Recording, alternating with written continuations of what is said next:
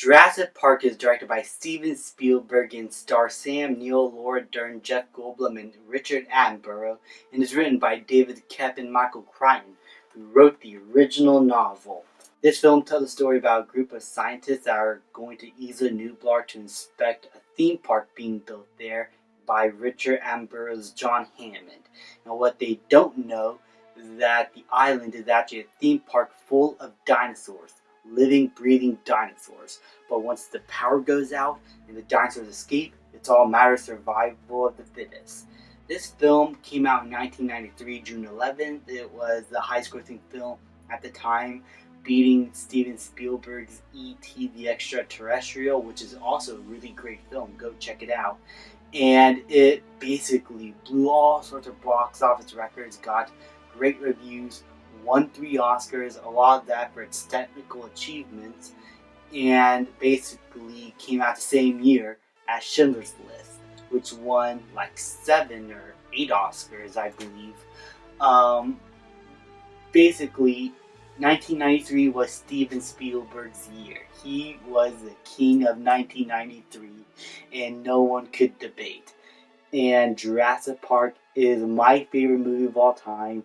It's the one that got me into movie making, and so for its 30th anniversary, I thought I'd talk about it once again on this YouTube channel. I talked about it before in my previous channel, and I want to talk about it here and now.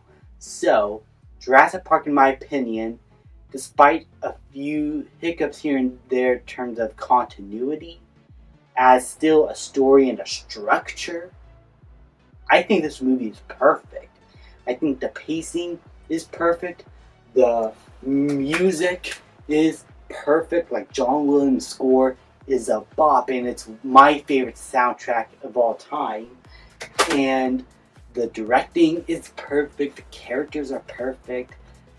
I cannot find a single logistical flaw with this movie. I think all the characters are very engaging, and all the actors give really great performances, especially Jeff Goldblum and Richard Attenborough, in which those two have really great chemistry with one another, especially when they bicker and fight over each other about different ideologies they have about the dinosaurs in the park and what they should do or not do.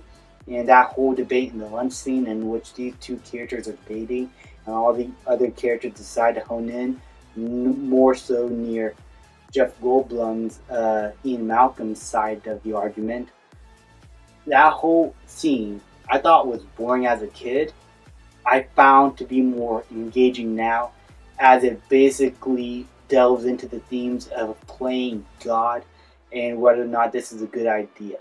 And what I love most about it is that this is the only time we get actual, mostly exposition of what the characters think and what they're explaining about their ideologies, and it gives us an insight into how these characters think, what they believe, what should actually happen. And it's still a very engaging scene because of the background, the way it's lit, the way it's shot. Steven Spielberg knows how to keep your audience engaged with the story in some sort of way, whether it's visual or dialogue. And I'm also happy to say that the child actors are really great. They're never annoying. They never are a hindrance to the plot or the story. Well, maybe Timmy could have helped out the characters in that one scene, but let's not worry about that. The special effects are fantastic still. The mixture of animatronics and CGI is something that wasn't done before. I mean, we had CGI effects in Terminator 2, Judgment Day, and The Abyss, 2 James Cameron films, but they were never perfected as well as it was here.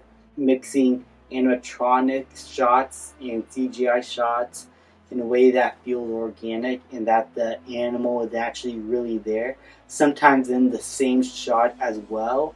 I mean, this movie looks beautiful. It still looks visually stunning, and these dinosaurs still feel like they are there.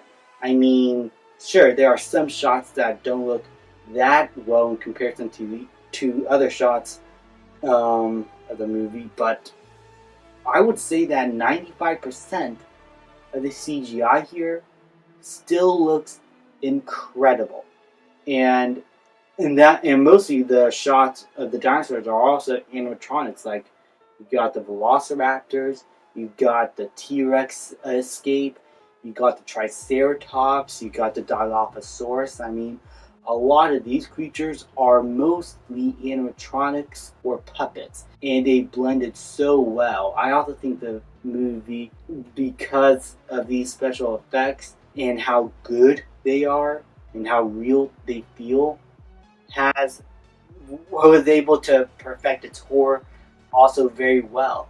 It's basically a mixture of many different genres: adventure, action, horror, and it blends it all so well. How they're able to form its own identity, its own voice, its own vision, and there you could only make Jurassic Park this way. You could only tell this story in movie form this way. And honestly, I really can't think of any other things to say that hasn't been said before. Like, what else is there to say? The special effects are great.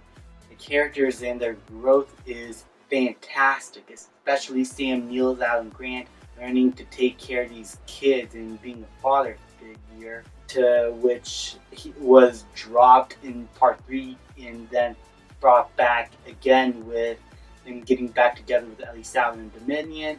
But we'll talk about the movies when we get the chance in June. Um, the directing is fantastic. There are many great shots and sequences that are excellently crafted. Nothing feels out of place. There's nothing that felt cheap. The music helped enhance the storytelling. The cinematography by Dean Cundy is beautiful. Um, what else is there to say? What flaws do I have?